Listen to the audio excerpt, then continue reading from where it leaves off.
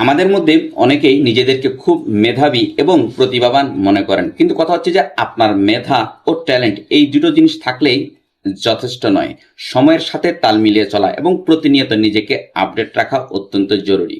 আমাদের সময়, প্রযুক্তি এবং প্রতিযোগিতা সবকিছুই বদলায়, কিন্তু যারা নিজেকে সমসাময়িক মান অনুযায়ী উন্নত রাখতে ব্যর্থ হয় বা সময়ের সাথে তাল মিলিয়ে চলতে পারে না, তারাই আনফিট হয়ে যায় এবং প্রতিযোগিতার বাজারে একেবারেই টিকে থাকতে পারে না।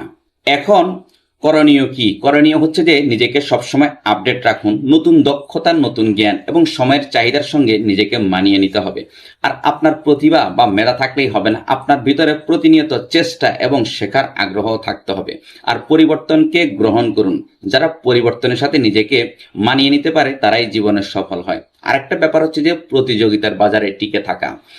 শুধুমাত্র ট্যালেন্ট থাকলেই হবে না, প্রয়াস এবং যুগের সাথে তাল মিলানোটাও খুব জরুরি।